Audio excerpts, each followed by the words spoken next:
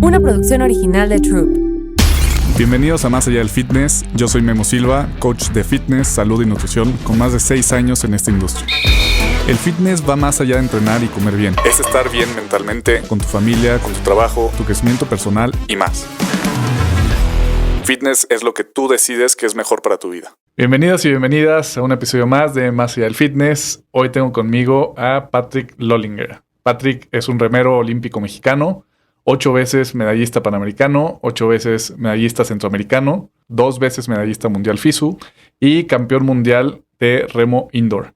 Participó en las Olimpiadas de Beijing en 2008 y Londres en 2012 y en total suma 40 medallas en competencias internacionales y ha estado 8 veces dentro del top 10 mundial. Patrick, Pato, como todos te conocen, bienvenido al podcast. Muchísimas gracias por venir y por venir a este espacio. No, al contrario, yo encantado de estar aquí y platicar contigo. Eres el primer olímpico que tengo aquí, así que va a ser un gusto que nos platiques toda esa experiencia.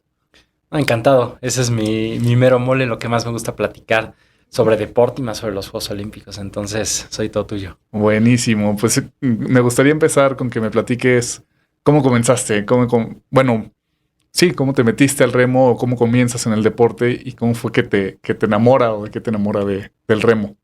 Pues bueno, en el deporte empecé desde chico prácticamente. Mis papás siempre corrieron maratones, carreras de 10 kilómetros. Mi abuelo de parte paterna y mi tío fueron futbolistas profesionales que jugaron en el FC Basel en Suiza. Entonces también siempre empecé jugando fútbol desde chico. No era tan bueno, pero en la escuela practicaba atletismo, hacía de todo. Entonces como que siempre en mi vida estuvo el deporte. Uh-huh. Pero ya el remo, ya formalmente empecé a los 13 años. ¿Por qué? Porque yo para los 13 años era muy chaparrito, muy flaquito. No manches. Sí. O sea, digamos que en promedio, con todos los de mi edad, yo era súper chaparrito. Entonces, hasta los 15 años yo medía 1.60 prácticamente. Que digamos que entonces parecía que no... Hasta casi los 16 medí como 1.65. No se lo creería porque Patrick mide 1.87 por ahí. Sí. Y está grandote, está mamado, entonces yo no lo hubiera creído que hubiera sido flaquito. Sí, y en sí fue por eso que como que yo veía a los remeros y decía, yo quiero estar así. Uh-huh. Y otra cosa te decía, veo que se la pasan de viaje, yo también quiero estar viajando, como que quería tener ese estilo de vida. Y digamos que lo que hizo que dijera, ya, me cambio de deporte, estar jugando fútbol y todo, fue una vez estaba en Sanborns uh-huh. y llega la mesera y me dice, ¿la niña qué va a querer? Yo traía el pelo largo güero, pues había vivido yo 7 años en Suiza y allá pues era normal como que el pelo largo, pero tú decías, era güero, casi blanco el pelo y largo y súper flaquito, entonces como que me confundían con niña, de repente me llegaban y me saludaban de beso, entonces ahí dije, no, ya me tengo que poner fuerte para que no me confundan, ¿no? O sea, creo que hubiera sido más fácil, te imprimo, cortarme el pelo, sí. pero no, entonces eso me llevó prácticamente al remo, eso fue lo que hizo que dijera, me voy a poner a remar. ¿Y por qué el remo? O sea, ¿en dónde fue que viste a los remeros que dijiste, quiero estar como ellos y no cualquier otro deporte donde se vieran grandotes o fuertes, ¿no? ¿Por qué no gimnasia? No sé. Pues en sí fue porque yo jugaba fútbol en el Club España. Uh-huh. Y el Club España también es el equipo de remo que, pues bueno, que ha tenido más deportistas olímpicos. En Xochimilco hay un Club España, que entonces yo jugaba en esa cancha fútbol los domingos los partidos y siempre al lado estaba el hangar de remo, que entonces yo lo veía. Y siempre fue un deporte que, o sea, me llamaba mucho la atención por esa parte, por pues, mucha naturaleza, muchas cosas, que entonces fue por eso que me incliné al remo, ¿no? Porque lo tenía prácticamente al lado. Ok. ¿Qué requerimientos físicos tiene el remo? Vi que en algún post por ahí que decías que es uno de los deportes de mayor exigencia. Sí, es algo casi nadie sabe del remo. La mayoría piensa, es puro brazo y espalda. Y no, al contrario. Lo que más utilizas es pierna, espalda baja. Y ya después, claro, que utilizas la espalda, digamos, alta y los brazos, los hombros también, pero ya no tanto como las piernas. O sea, al final lo que más tienes que trabajar son las piernas. Y tanto es así que ha habido remeros. Por ejemplo, hay una remera olímpica que se llama Rebeca Romero. Uh-huh. Ella fue 3er lugar olímpico en remo en Beijing. Y después en Londres fue 1er lugar olímpico en ciclismo. Porque hacemos mucha bici, wow. Porque necesitamos mucha fuerza y mucha resistencia en piernas. Ok. Qué interesante. Nunca hubiera imaginado. Sí sabía, porque sí he remado indoor. sí sabía que utilizas mucho las piernas y deberías de usarlas para poder tener una buena potencia y todo, ¿no? Pero no hubiera imaginado que alguien se hubiera podido pasar a ciclismo para eso. O más bien por remar, o sea, que fueran como parecidos. Sí, y es que lo complementas mucho. O sea, normalmente en pretemporada, por ejemplo, digamos hay con dos deportes que lo complementas mucho. Con esquí nórdico, los países que pues, los lagos se congelan y todo, hacen esquí nórdico, y las personas que donde los países normales, bueno, no se congelan los lagos, haces mucha bici. Tal vez son 3 meses al año de correr, bici, nadar, en donde dejas un poco el remo a un lado como para descansar, pero seguir trabajando la parte física. Ok, y aparte de utilizar mucho, obviamente, la parte de las piernas, como lo mencionas, requieres de mucha condición, requieres de una base aeróbica. ¿Qué otras capacidades son como lo que necesitas para remar? Sí, es un deporte muy aeróbico, necesitas una capacidad pulmonar muy, muy grande. Es más, no sé si todavía, pero hasta hace unos años, la persona con el VO2 máximo mayor del mundo era un remero, que tenía 13.5 litros de capacidad pulmonar. En general, los remeros tienen mucha capacidad pulmonar porque es lo más importante. Y son también personas muy altas. A mí me ven aquí en México y dicen, estás muy alto, pero cuando ven las fotos contra remeros, hay veces que me sacan una cabeza. El promedio de remo en hombres es 1.97, el promedio en hombres. Vale. En mujeres es 1.87. Promedio. Entonces es un deporte muy alto que es el segundo o tercer deporte más alto en los Juegos Olímpicos después de básquetbol, y está muy parecido con voleibol. Y esto es porque necesitas, o sea, más bien mientras más altura tienes pues cada remada puedes generar más potencia, ¿o por qué es? Digamos que el ángulo de remada debe de ser más o menos el mismo, midas 1.70 o midas 2.10, pero pasa que uno de 2.10, el ángulo de piernas, digamos como en la sentadilla cuando bajas, tiene que ser entonces mucho menor, entonces logras mucho más potencia. Digamos que una persona chiquita tiene que comprimirse hasta abajo, como en una sentadilla, y una persona muy alta se comprime a 3/4 o media sentadilla. Y eso pasa exactamente en el remo cuando tú empujas. Entonces, por eso una persona alta, en teoría, es mejor que una persona chaparrita, pero bueno, como en todo hay casos, ¿no? Y hay excepciones. Buenísimo. ¿Y cómo era un día de entrenamiento de cuando ya estás preparándote profesionalmente? Pues mira, por lo general eran 3 sesiones al día, 2 o 3 sesiones al día. Cuando son 3 sesiones era en la mañana un entrenamiento que completábamos más o menos entre 16 o 20 kilómetros, entre 16 y 24 kilómetros. 24 kilómetros es cuando era a un pulso continuo, más o menos lo medíamos por milimoles de lactato. Entonces de 0 a 2 milimoles de lactato eran igual y 24 kilómetros. Si ya era un poco más intensidad, ya se iban reduciendo los kilómetros que remábamos, pero por lo general era 2 horas de entrenamiento en la mañana. Después a mediodía una sesión de pesas o una sesión de bicicleta tranquila, y en la tarde ya por lo general era a un pulso bajo, igual unos 16, 20 kilómetros, que igual nos llevaba entre 1 hora y media y 2 horas. Entonces en promedio al día tal vez eran entre 5 y 7 horas diarios, ya con estiramientos, con el calentamiento, con todo eso. Esta parte del lactato se me hace muy interesante. ¿Cómo iban midiendo el lactato? O sea, ¿durante toda la sesión te iban pinchando el dedo o cómo era? Pues yo, por ejemplo, me terminé comprando mi lactómetro con las tiras, o sea, con todo el equipo. ¿Por qué? Porque, pues bueno, era como que en la CONA a veces no tenían el equipo, a veces no nos los hacían, pero más que nada hacíamos pruebas de lactato creo que eran cada 3 meses. Y entonces ya dependiendo, por ejemplo, yo sabía que de 0 a 2, de 0 milimoles a 2 milimoles tenía que ir entre 120 de pulso y 150. De 2 a 3 milimoles tenía que ir de 151 a 178. Okay. Y entonces, dependiendo de los entrenamientos, si tocaba de tanto a tantos milimoles, sabíamos que era más o menos en ese rango de pulso.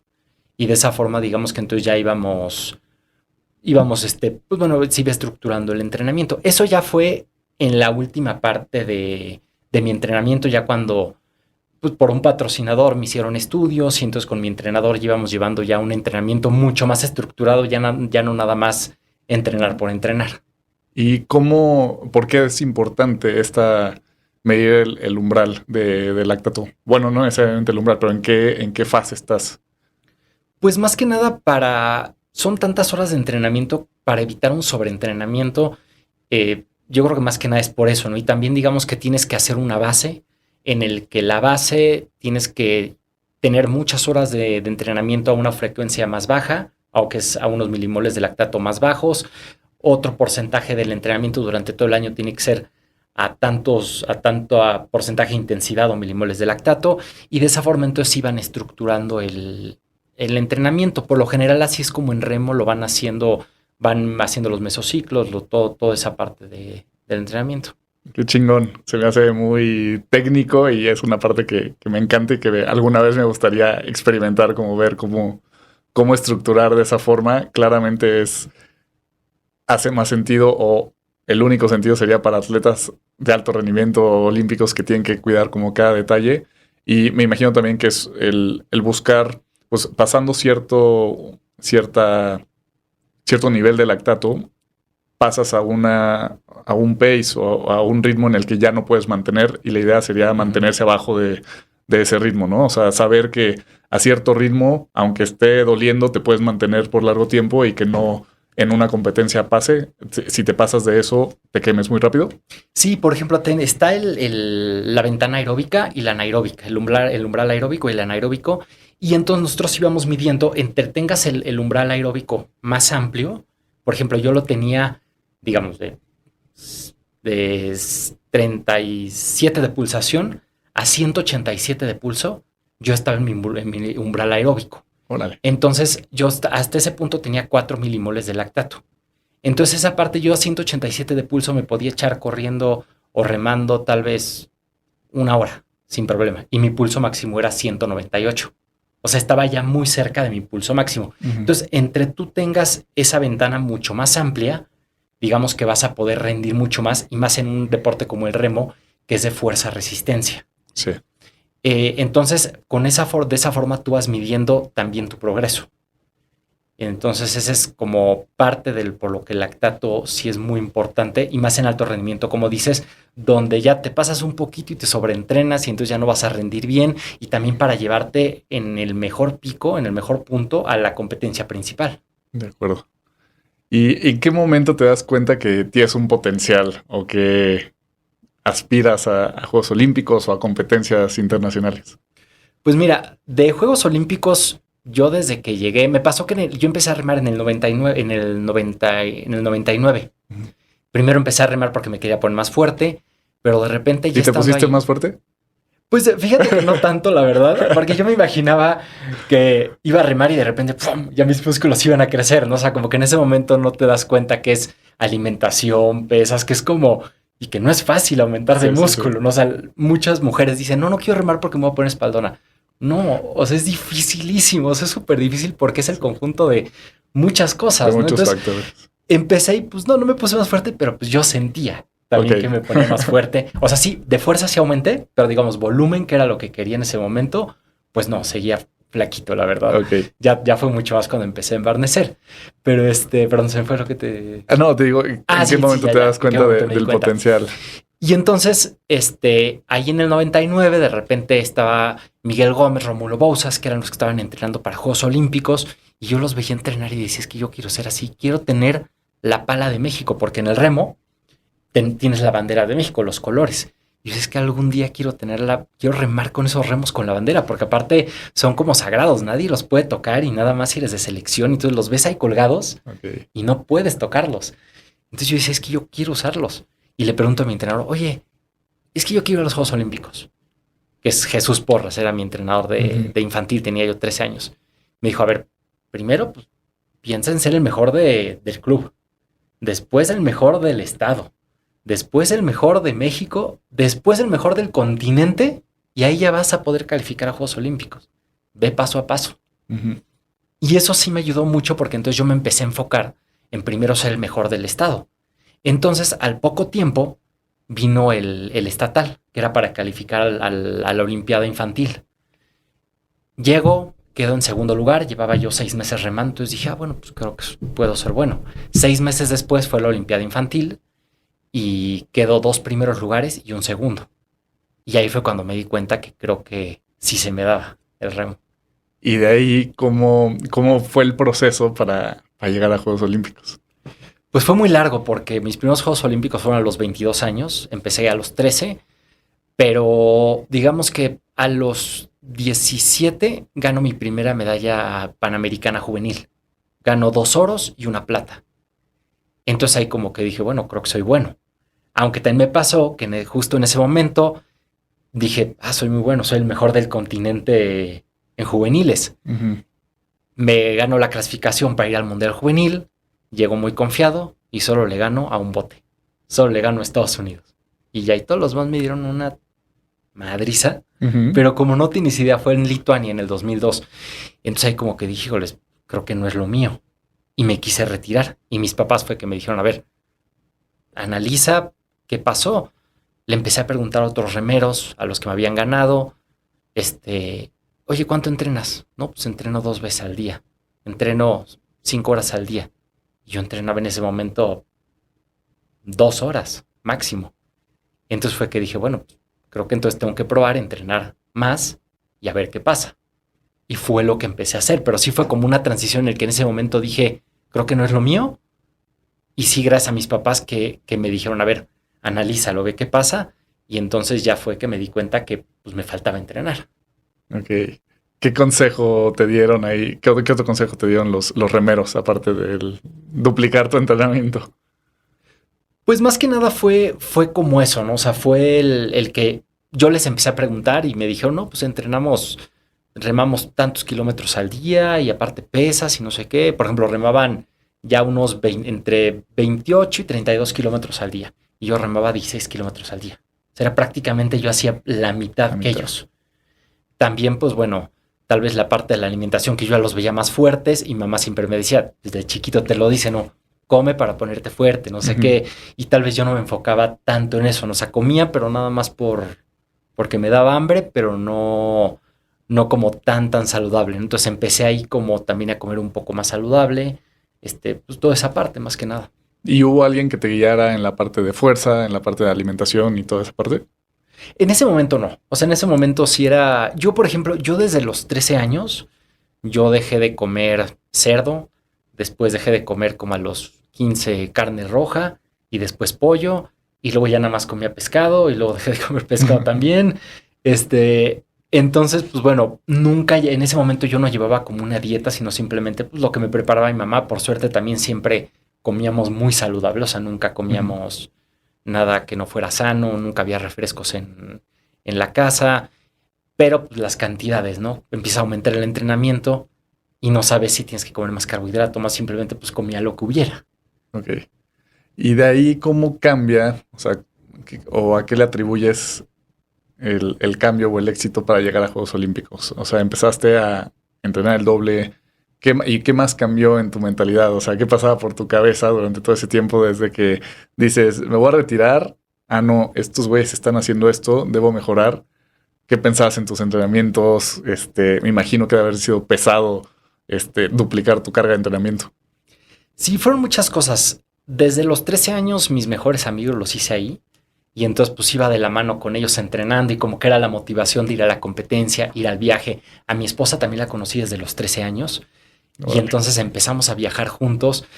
Pero era mucho entre la mezcla de viajar y conocer. Uh-huh. Y también aparte ir a competir. Entonces tú decías, híjoles, el mundial es en Italia. No, pues voy a entrenar duro porque quiero ir al mundial en Italia. Porque quiero conocer Italia. Sí, quiero ir a Italia. Sí, o sea, como que era el conjunto de muchas cosas. Y aparte dices, quiero ir con mi novia, que era mi esposa de ahorita, ¿no? Uh-huh. O con mis mejores amigos. Entonces, fue como algo muy padre que todo me motivaba en ese momento. O sea, me motivaba la competencia, me motivaba el viaje, me motivaba que íbamos a ir con amigos, conocer. Eran muchas cosas. Y cuando calificas en 2008 a Beijing, ¿cuál fue la competencia que te hizo esa clasificación o cómo llegas a esa clasificación y qué sentimiento tuviste? Pues me pasa que justo el Panamericano del 2007 fue en Río de Janeiro y yo era el favorito en el remo para medalla. Me acuerdo perfectamente, fue la primera competencia. Acababa yo el año anterior había quedado segundo lugar en el centroamericano, llego al Panamericano El aeropuerto, todas las cámaras grabándome, haciéndome preguntas. Oye, eres el favorito, no sé qué, no sé qué. Me puse súper nervioso. Pasaron como que muchas cosas que yo no controlé. O sea, no puedo echarle la culpa a nada del exterior, sino fui yo. Y quedó en sexto lugar. Y el favorito se va hasta el sexto. Y mi esposa, por ejemplo, que no era favorita, queda en ¿Ella también rema? Lugar. Sí, también remaba. Queda en segundo lugar. Órale. Y 3 meses después tenía yo que ganarle a los mismos para calificar a Juegos Olímpicos. Entonces fueron esos 3 meses que entrené como no tienes idea, que, o sea, me dio como un bajón tan fuerte el ser el favorito para medalla y de repente quedar en sexto y que a 3 meses después era para la clasificación, que entrené como nunca, o sea, y te digo como nunca, no que entrenara mucho más, sino que dormía mucho mejor, comía mucho mejor, hacía los entrenamientos mucho mejor también. Y fue eso lo que hizo que 3 meses después le ganara a todos los que me habían ganado. ¿Y en qué lugar quedaste? ¿En primero? Quedé en segundo, calificaban los 3 primeros, quedé en segundo, muy cerca el brasileño, que ya después le gané. Qué interesante eso que dices, que no era entrenar más, sino hacer mejor lo que estabas haciendo. Que muchas veces creo que pensamos que siempre hay que hacer más y más y más para mejorar y no. O sea, solo tenías que mejorar lo que ya estabas haciendo y optimizar algunas cositas que te hacían falta. Sí, y es que a mí me pasa, entrenando siempre he sido muy intenso. Entonces a mí mi entrenador me decía, rema 20 kilómetros. Yo, si me sentía bien, remaba 25. Uh-huh. Si me decía, haz esto a esta intensidad, si yo me sentía bien, lo hacía más. O sea, es esa parte, entrenar más inteligente, que por algo tenía que entrenar más suave. Por algo tenía que hacer estas pesas y no estas otras. Y era esa parte que a veces yo pensaba que entrenar más me iba a llevar más lejos. Y muchas veces no, había veces que hay que descansar. Y por eso los entrenamientos, pues bueno, son como una montaña, subes y bajas, ¿no? Uh-huh. Tienes que ir como a veces bajándole la intensidad, a veces más arriba. Y fue esa parte que fue también como entrenar más inteligente y escuchar mucho más a mi entrenador. Muy bien. ¿Qué pasa por tu cabeza en cuanto calificas a Juegos Olímpicos? O sea, ¿era algo que añorabas, que querías hacer? Sí, siempre, o sea, desde que empecé a remar, digo que llegué y le preguntaba al entrenador, ¿y quién fue a Juegos Olímpicos? Y yo quiero ir y no sé qué. Sí, siempre fue un sueño, la verdad. Justo también el mejor remero en ese entonces del mundo era un suizo, que pues bueno, yo al ser suizo-mexicano, también en Suiza era muy conocido. Entonces, por eso siempre como que dije, híjole, quiero ir en remo a los Juegos Olímpicos. Y cuando califico, sí es como, o sea, yo me acuerdo todavía y me acuerdo como un sueño. O sea, que en eso cruzo la meta y como que todo se puso en silencio, nada más escuchaba a mi esposa que me gritaba, a mi entrenador, me bajo del bote y de repente era como, ya califica a Juegos Olímpicos, ya estoy logrando un sueño, pero en ese momento es, bueno, ya logré un sueño y ahora, ¿cuál es el siguiente? Y ahí fue cuando entonces dije, bueno, pues quiero quedar dentro de los 10 primeros. Pero en ese momento, pues bueno, yo lo dije, nunca había competido a nivel mundial, digamos, elite. Uh-huh. Entonces fue como que dije, bueno, ahora quiero quedar dentro de los 10 primeros, ¿no?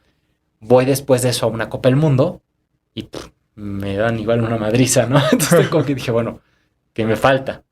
Y digamos que así fue todo el tiempo el proceso, ¿no? O sea, de golpes fuertes que te tiraban, que tú pensabas, llegabas con un sueño, llegabas con la idea de que ibas a lograr algo y llegabas y no lo lograbas. Pero eso mismo siempre me fue levantando porque hacía que pisara en la tierra y después de ahí entonces ponerme metas como más poco a poco para ir logrando, digamos que ya la meta final.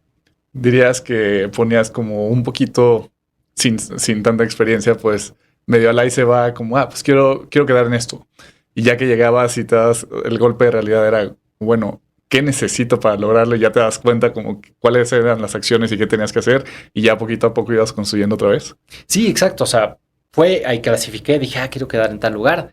Llego a la primera Copa del Mundo, quedo en 24. Entonces dije, me faltan 14 lugares para lo que dije, bueno, entonces me voy a poner la meta de, 15. Yo creo que sí es algo bueno, ¿no? Y sí, o sea, 4 meses después logré quedar en 15 en los Juegos Olímpicos. Digamos que ya fue un número ya más real, ¿no? Para el nivel que tenía en ese momento. El remo es un deporte muy longevo, que la mejor edad la mejor edad la consigue, el mejor rendimiento lo consigues más o menos entre los 27 y 35 años. sea, a los 22 años realmente eras muy chico. Yo en esos Juegos Olímpicos era el segundo remero más chico de los 36 en el bote individual. Okay. Entonces también es eso, ¿no? Que muchas veces no lo sabes. Tú llegas y piensas que lo vas a lograr así nada más porque sí. Y es un camino bastante largo. Me hace sentido, porque en la mayoría de deportes de resistencia es toda esa edad y esa evolución de crear esa base aeróbica muy grande. Por ejemplo, en triatlón igual me platicaban que los mejores o que tienen mejor condición son los que ya llevan mucho tiempo, que tienen 34, 35 años, y me hace todo el sentido en comparación con el remo. ¿Cómo fue esa experiencia en tus primeros Juegos Olímpicos? Cuéntame, o sea, todo. Creo que es algo que todas las personas que hemos hecho deporte y también personas que de chavos decían, pues, debe ser muy chingón ver las Olimpiadas y dices, debe ser muy chingón estar ahí, cómo se debe vivir. Así que cuéntame a detalle cómo fue esa experiencia de tus primeros Juegos Olímpicos. Pues fue, digamos que desde que calificas, que ya después de repente los medios te empiezan a voltear a ver, patrocinadores. Desde todo ese proceso, pues es increíble, ¿no? Porque eso te va motivando mucho, toda esa parte. Ya después en sí, ya los Juegos Olímpicos, me acuerdo muy bien llegar al aeropuerto con mi uniforme de México que decía Beijing 2008. Empiezas a ver a todos los demás atletas, de repente ves a los famosos, ¿no? A los que ya han sido medallistas, y ya los ves de frente y ya te estás dando cuenta que vas a un mismo lugar con una misma meta. Todo ese grupo, todo ese equipo. Y me acuerdo ya llegando a China que vas a la Villa Olímpica para sacar tu acreditación y te empiezas a topar de repente bien Nadal, de repente bien Ronaldinho, y los empiezas a ver así a todos al mismo tiempo. O sea, es un sueño, es increíble. O sea, no es nada comparado con lo que te imaginas.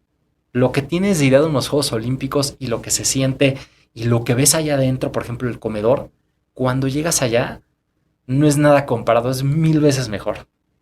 ¿Cuál sería como una experiencia que nunca te imaginaste vivir en Juegos Olímpicos? ¿Qué te tocó? Pues, por ejemplo, me pasó en el 2012, el que estaba yo en el rack de remo donde dejar los botes y son por orden alfabético. Entonces estaba México, estaba Mónaco y con el remero de Mónaco yo me llevaba muy bien. Y entonces, pues de repente estábamos platicando él y yo, llegó un gordito pelón, me lo presenta y yo, ay, mucho gusto, no sé qué, nos pusimos a platicar, a hablar español, me estuvo diciendo, sí, yo estuve en México hace tanto tiempo, no sé qué. En eso llega mi entrenador y me dice, oye, ¿te tomo una foto? Y yo, ¿por qué? Es que no cualquier día estás con el príncipe de Mónaco. Y le pregunto, ¿eres el príncipe de Mónaco? Sí, mucho gusto. Y yo ya llevaba media hora platicando con él, pero yo ni idea de quién era y por qué el príncipe de Mónaco remaba.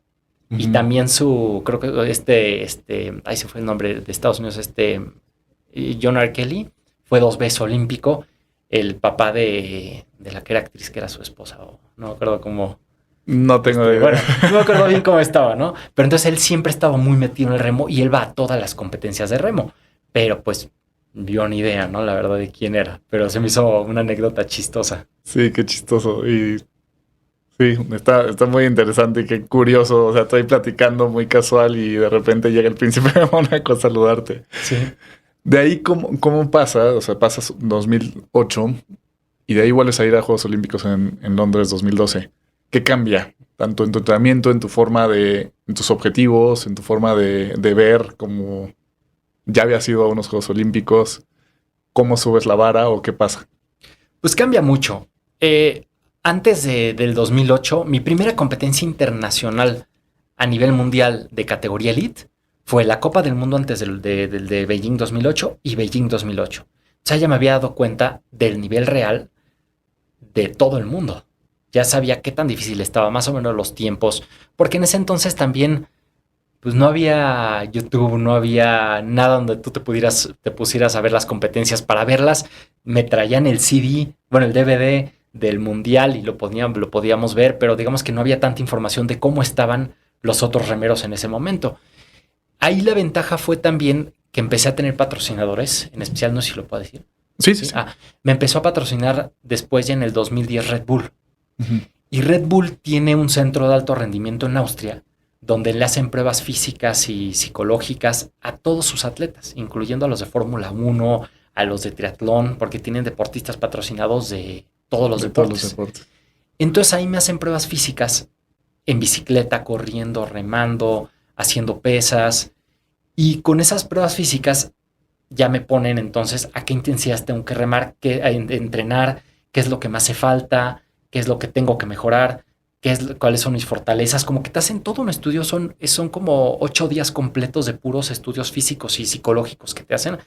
Que entonces ya en base a eso ya puedes programar tu entrenamiento. Uh-huh. Y por ejemplo, la parte psicológica, hay una de concentración. Entonces, mis competencias duran más o menos como 7 minutos. Mi concentración después de los 7 minutos... Nula. Ya se perdía, ya era nula. Y te enseñaban de los de Fórmula 1. Ellos podían estar concentrados, era picando botoncitos y te aparecían, tenías pantallas alrededor de ti. Y entonces tienes que ver acá de repente, pum, un botón rojo, pum, picabas el botón rojo. De repente acá el pedal y no sé qué. Y tenías que estar picando. 7 minutos, perfecto. Uh-huh. Después de eso, ya picaba todo, ya me salía todo mal. Y me dijeron, bueno, pero es normal porque tu competencia dura 7 minutos. Uh-huh. De los pilotos, ellos pueden estar 2 horas completas haciendo eso.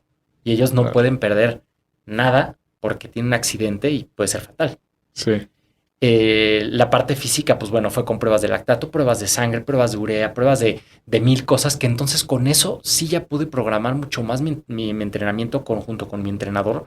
Y siento que eso fue lo que me empezó a ayudar más. Y también al empezar a tener una mejor alimentación. Yo, por ejemplo, antes de eso, al no comer pues prácticamente nada animal, sí me comía huevo en la mañana, pero después en todo el día igual comía pasta y después cenaba quesadillas, uh-huh. ¿no? Y no llevaba como una alimentación bien comiendo la cantidad de proteína que necesitaba. Y a partir de ahí también empezó a mejorar eso, que sí se vio en los resultados y sí empecé a tener muchos mejores resultados a partir de eso. Apenas ahí le prestaste atención a la alimentación. Sí, tristemente creo que fue muy tarde cuando ya le empecé a prestar más atención a la alimentación.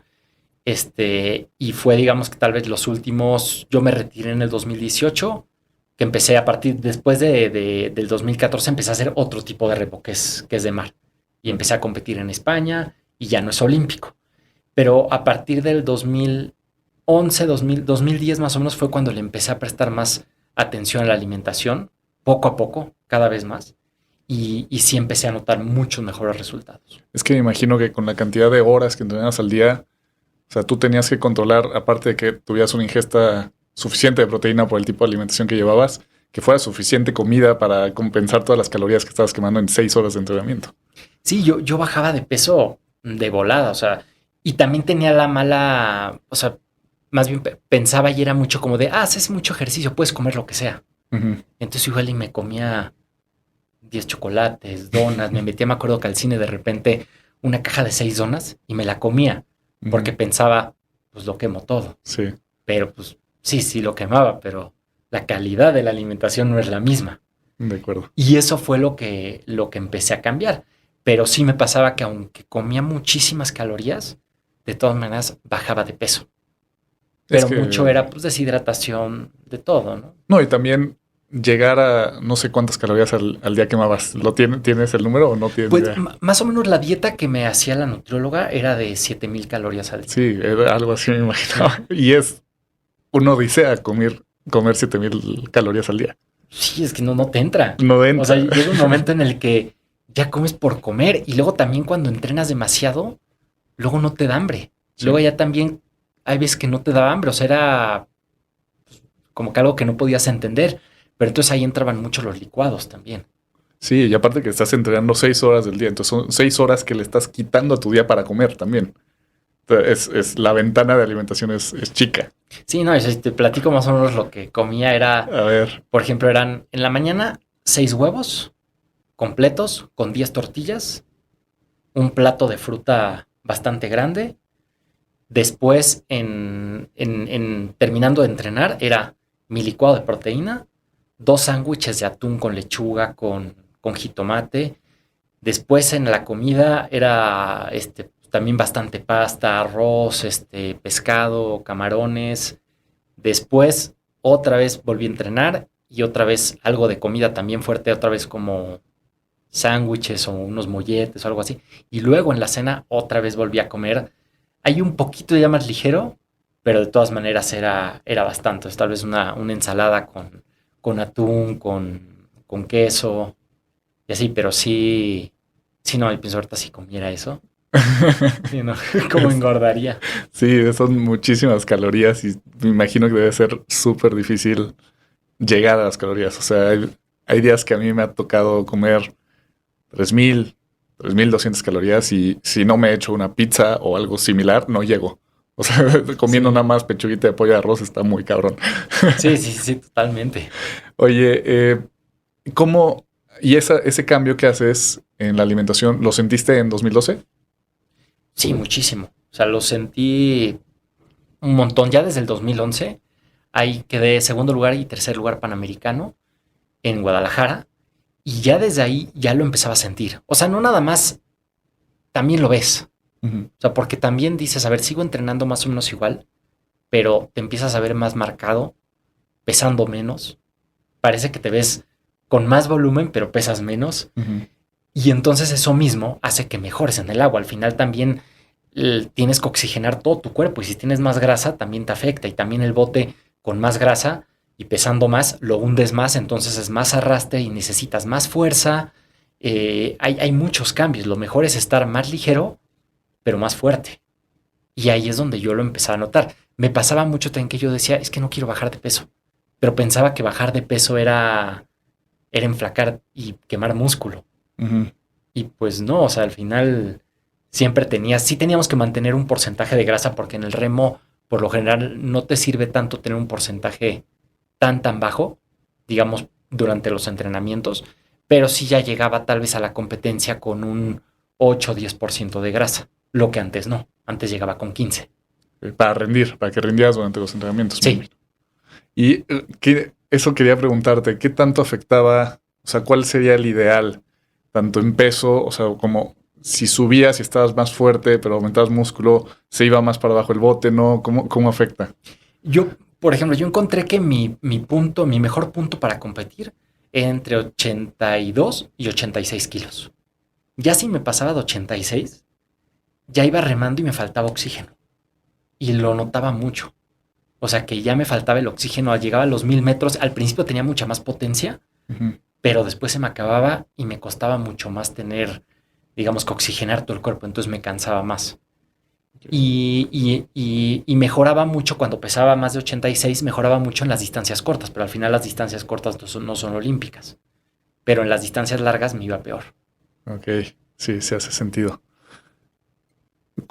Hay algo que me gusta preguntarle a más bien que he tenido esta conversación con algunas personas que se me hace interesante saber qué papel juegan los papás en la formación de un atleta olímpico. O sea, qué tan importante es y hasta dónde es donde hay que empujar o hasta dónde no para que creo que de cierta forma sí tienes que empujar y decirle al hijo que le ves ciertas habilidades como pues no te distraigas mucho porque tienes potencial aquí, pero pues que también puede jugar un papel, puede jugar al revés, ¿no? ¿Qué importancia crees que juega?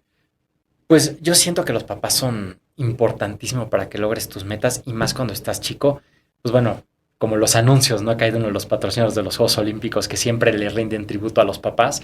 Y sí, porque mis papás a mí me llevaban a entrenar a las 4 de la mañana, cuando yo todavía no manejaba, cuando tenía como, digamos, 17 años. A las 4 de la mañana me esperaban, de ahí me llevaban a la escuela y después me recogía a la escuela para otra vez llevarme a entrenar. Entonces, pues sí juegan un papel muy importante. Y no nada más en esa parte, sino también porque sí es difícil que, que te tardas más en la carrera, el que de repente siempre piensan del deporte no vas a vivir. Y eso es algo que le meten mucho a los atletas cuando están chicos. Y a mí lo hicieron mucho, que me decían, no mis papás, digamos que las demás personas. Ujú. ¿Y qué vas a hacer después del remo? Y es que ya te tienes que apurar a la carrera, porque si no, después, ¿dónde vas a trabajar? ¿Qué vas a hacer? Y del remo no vas a vivir. Y toda esa parte es por la que la mayoría de los deportistas dejan el deporte, porque les da miedo aventarse más allá, aunque tengan un sueño. Y ahí es donde mis papás a mí sí siempre me apoyaron. Siempre me decían, tú no te preocupes, si es tu sueño, algo va a salir. Y si es tu sueño el remo, vas a poder vivir del remo. Sigue tus sueños y no pienses en el dinero. El dinero llega solo cuando haces bien las cosas y cuando te apasiona algo. Y después de eso va a llegar. Y sí, yo te podría decir que yo fui el primer remero en la historia que consiguió patrocinios, el primer remero en la historia que pudo vivir del remo y que se pudo hacer un patrimonio gracias al remo y a los patrocinadores y a los premios que gané.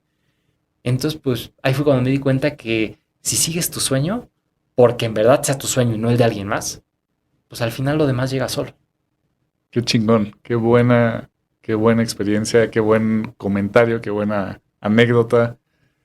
Hoy en día, ¿qué le dirías a esas personas que te dijeron qué vas a hacer, cómo vas a vivir de eso? O sí, ¿qué recomendación le darías a las personas que están escuchando esto ahorita de gente externa? Pues que sigan su sueño. O sea, al final yo creo que muchas veces nos guiamos más por lo que dicen afuera, pero yo creo que si tú crees que puedes lograr algo y en verdad lo crees y lo sientes, lucha por eso. Y enfócate en eso y trabaja para eso. Y lo vas a lograr. Y es lo que yo siempre les digo. O sea, yo ahorita en unas semanas ya voy a ser papá. Felicidades. Ah, sí. muchas gracias. Bueno, tu primer papá humano. Humano, sí, porque perruno, bueno, Sí. tengo 6 hijas perrunas, pero ya va a ser la primera hija humana. Y fíjate que es como que de lo que más ilusión me da, como poderle transmitir todo eso. Y siempre me dicen, oye, va a ser deportista, pues si quiere ser música, que sea música.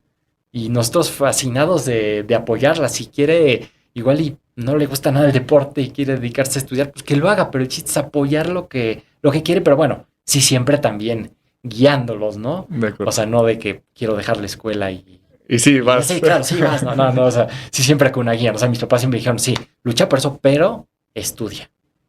No vas a dejar la escuela, no vas siempre esa parte, ¿no? O sea, sí siento que eso es muy importante, siempre complementarlo y no tener nada más una cosa en la vida y nada más irte a esa, sino también siempre enfocarte en otras, porque siempre yo decía, el estrés del remo lo saco en la escuela y el estrés de la escuela lo saco en el remo. Y siempre me ayudaba a llevar las dos cosas. Tener opciones, ¿no? Sí. También. Muy bien. ¿Qué mentalidad dirías que te dejó o que te llevó a Juegos Olímpicos y que mantienes hoy en tu día a día? Pues mucho es el ser persistente, el ser perseverante, el saber que pues, siempre de repente va a haber caídas y que lo único que tienes que hacer es seguir. No hay una frase de Albert Einstein que me gusta mucho, es la vida es como montar en bicicleta, para mantener el equilibrio tienes que seguir avanzando. Y sí, así es la vida. Y entonces eso es como que lo que más me dejó el remo. Sí, por ejemplo, cuando te retiras del remo, sí pasa que es como, bueno, ¿y ahora qué? Pero pues al final son ciclos que se cierran y pues, es esperar y seguir trabajando, no puedes quedarte ahí sentado nada más, ¿no? Pero entonces, bueno, a ver, ¿ahora qué quiero hacer? Y enfocarte en eso. Entonces yo creo que eso es lo que más te deja, y no en el deporte de alto rendimiento, cualquier persona que haga deporte empieza a darse cuenta de esas cosas. ¿Cómo fue que lograste vivir del remo? O sea, me dices que la parte de patrocinadores, pero después, y ya que te retiras, ¿qué haces? ¿A dónde te llevó la vida? Pues mira, ahí por suerte también viví una época del deporte en el que había buenos premios cuando ganabas Panamericanos. Todo eso sí, siempre mis papás me dijeron, no, nunca te compres primero un coche. Si te compras uno, cómprate uno sencillito que te lleve a donde tienes que ir y lo demás inviértelo. Entonces sí, esa parte me ayudaron mucho también, porque ¿qué pasa? De repente de chavito ganas un premio, ganas dinero, quiero el carrazo. Pues ya me alcanza para el Sí, coche no. y ya se fue toda tu lana. Sí, y entonces fue como mucho eso, ¿no? Entonces el primer coche que me compré, ya el que yo quise, fue después de que compramos una casa. Y entonces ahí sí ya dijimos, mi esposa y yo, bueno, ahora sí vamos a comprarnos el gustito de una casa, ¿no? Pero fuimos invirtiendo en bienes raíces, terrenos, de todo un poco invirtiendo, y de ahí fue como, entonces como me retiré, digamos que ya pudimos enfocarnos a esa parte y también para ayudar a los animales. Después entré a Exatlón, el reality show, y con lo que ganaba de redes sociales también podía ayudar a animales. Entonces digamos que fue de varias cosas. Eso es una buena recomendación para todos los atletas. No busquen derrochar su dinero con los premios que ganen, irlo invirtiendo poco a poco y ser un poco más inteligente. Ahí sí pensar un poco en el futuro, ¿no?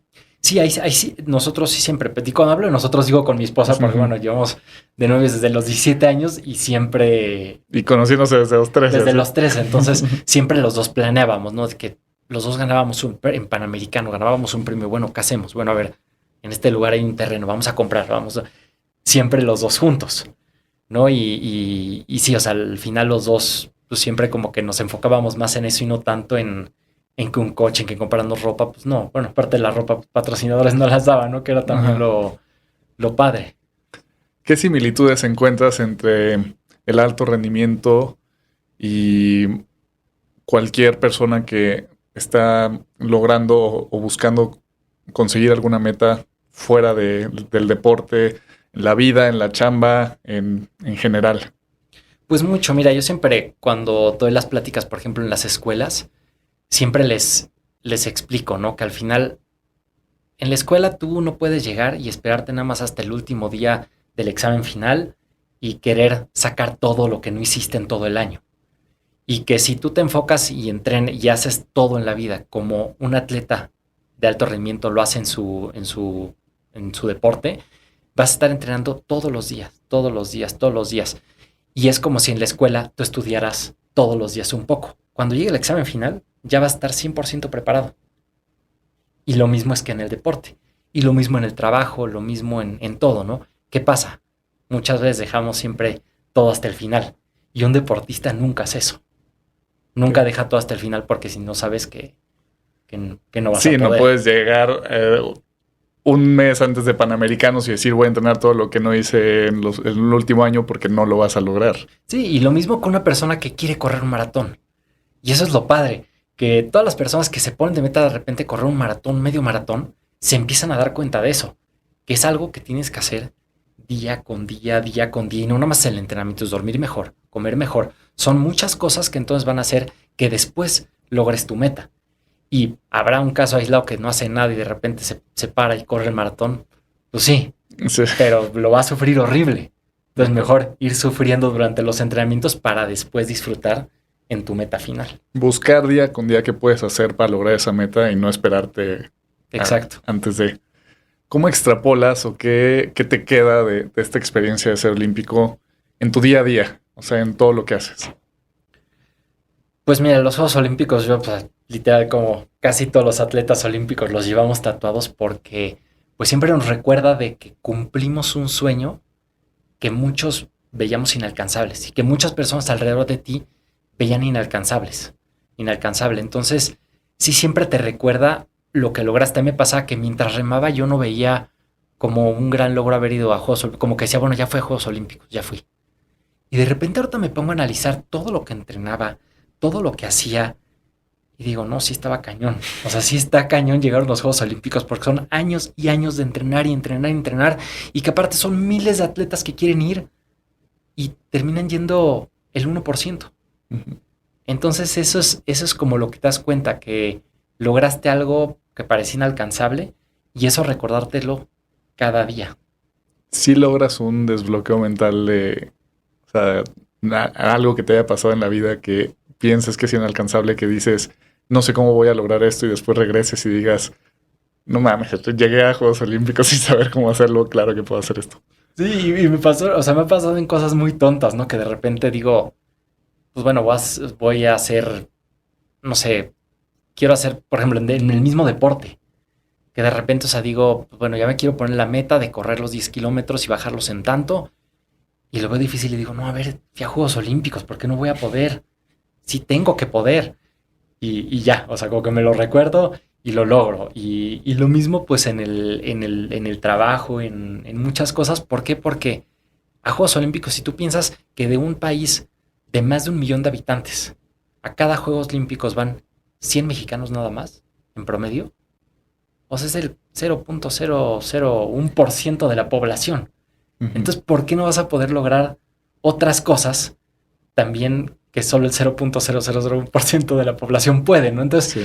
El chiste es como yo trato de ver todas esas cosas positivas para darme cuenta que sí puedo lograr lo que me quiero proponer. De acuerdo. De ahí, ¿cómo fue que inicias con la parte de ayudar a los perros? Que sí quiero tocarla, se me hace una parte fundamental porque siento que es un cacho de ti importante. ¿Cómo es que empiezas a ayudar que haces la fundación? Pues sí, mira, así como traigo tatuados a los olímpicos, también traigo aquí las huellas del perro y mis perros. Porque pues son mis dos pasiones, los animales y el deporte. Y fue a la par, o sea, realmente desde chico yo, no sé, si veía un pajarito que se caía del nido, lo agarraba, lo llevaba a mi casa y también mis papás ahí me lo fomentaban. Me decían, bueno, a ver, vamos a ponerlo en calor, vamos a darle agüita, vamos a darle comida, compramos esto. Y ellos me lo fomentaban, porque si a mis papás me hubieran dicho, no, sácalo de la casa, no sé qué, pues bueno, Otro otra animal. historia hubiera sido, sí, otro animal. Luego sí llegaban, ¿otro perro trajiste? Y yo así, sí, pero ya le encontré casa. Y fue desde chico. Pero ahí en Cuemanco es un lugar donde abandonan muchos perros. Y está al lado Xochimilco, que tiene muchos perros, llegan allá. Y entonces constantemente yo rescataba perros y me los llevaba a la casa, les encontraba casa. Y fue a la par, pero sí era una parte también que me motivaba mucho en el deporte. Porque yo decía, es que cómo le quiero llegar a más personas para llevar como mi mensaje del bienestar animal a más personas. Entonces, bueno, tal vez si gano el mundial, más personas me van a ver en las entrevistas y puedo decir algo, o puedo salir en una revista en donde salga yo con mis perros y platicar sobre eso. Y esa parte también me motivaba mucho. Qué interesante, me encanta. Oye, pues ya para ir cerrando el episodio, te quiero hacer 3 preguntas. La primera, ¿qué ha cambiado en tu forma de pensar desde que empezaste a competir, que fue desde muy chico, al día de hoy? ¿Cómo ha evolucionado esa forma de pensar? Pues sí ha cambiado mucho, en parte también de chico siempre tenía muchos sueños, luego los dejé de tener, como que creces y dejas de tener tantos sueños. Dije, no, tengo que seguir soñando y teniendo como más metas. Creo que esa parte cambió, pero es lo que trato también como de seguir siendo como un niño, como de niño que te crees Superman y crees que puedes volar de verdad, Ujú. como esa parte un poco. Este, perdón, se me fue como un poco, O como sea, el, ¿cómo has cambiado tu forma de pensar desde esa etapa en la que ajá, eras muy soñador al día de pero hoy? ya cuando empezaba a remar. Ajá, o sea, desde que empezaste a competir al día de hoy, ¿cómo ha cambiado tu forma de pensar? Ah, ok. Bueno, de cuando empecé a competir al día de hoy, mi forma de pensar, pues creo que no ha cambiado tanto. O sea, sí, lo gente de chico, pues tienes como muchos más sueños, crees que todo es como mucho más fácil y te vas dando cuenta poco a poco que sí hay que trabajarle más, que sí hay que hacer más cosas. Yo creo que eso es como lo que más ha cambiado. Ese es, ahorita que mencionas lo de los sueños, creo que nos impulsan un poco a dejar de soñar conforme vas creciendo y vas Ujú. madurando. Creo que es importante saber que hay que hacer algo para los sueños. O sea, creo que las dos partes, ¿no? De decir, vas madurando y que saber que no todo es tan fácil, pero también regresar y decir, se vale soñar a la par de tener claro cómo puedes hacer o cómo puedes lograr esos sueños. Sí, y mira, hay algo, mi mamá siempre estudió metafísica, y entonces siempre estaba como todo lo de la ley de atracción, toda esa parte, pero sí siempre me decía, bueno, a ver, atracción, para atraer tienes que entrar en acción. Ujú. Y no es nada más pensarlo y soñar. Tienes que ponerte a trabajar para el sueño que quieres cumplir. Y esa es la parte más importante. Y por Sí, eso en el deporte, pues bueno, no nada más con pensar y por creer que vas a poder lograr algo, lo vas a poder lograr. Tienes que trabajar y tienes que trabajar muy duro. tienes que entrenar. Sí. Ojalá que te vaya mal. Es un dicho que tiene mi papá, porque dice que después de que le fue mal, después le fue mejor. Dime un fracaso que hayas convertido en un éxito. Uf, no estoy de acuerdo. Porque sí, sí te pasa. Y todo está en ti, ¿no? El levantarte eso. Pero, por ejemplo, en el 2009 cuando fue cuando fue lo del, ahí se me fue la ANH, no, ¿cómo se llama? Fue como la pandemia, pero nada Influenza. más, la influenza, sí. Ujú. Cuando pasó todo la influenza en el 2009, ahí, pues nosotros no podíamos dejar de entrenar porque, pues en todo el mundo estaban entrenando y aunque nos cerraron gimnasios, nos cerraron la pista, teníamos que ver la forma. Entonces yo me iba a andar en bicicleta y salí en bici, nos íbamos a la carretera a andar en bici y en una de esas, de Yautepec al Teposteco, ya de bajada, pasa me acuerdo, era un Chevy con todo tuneado, con las luces por el pisto y se me empieza a poner al lado. Y me empieza como a empujar, como que me querían dar un tapetazo, yo sentía. Me salí al Ujú. acotamiento, choco con una piedra, salgo volando, me rompo la clavícula, me esguinzo el cuello y pues en ese momento yo dije, ya valió, ¿no? Ujú. Ya este año ya no voy a poder competir, justo me iba a ir a la Copa del Mundo, eso me bajoneó mucho, pero sinceramente si no hubiera sido por ese accidente, no hubiera valorado tanto lo que me gusta el remo, no hubiera valorado tanto lo que me apasiona competir, porque al año siguiente era el centroamericano y 2 años después era el panamericano. Y en ese momento fue que dije, es que quiero ir, quiero ganar.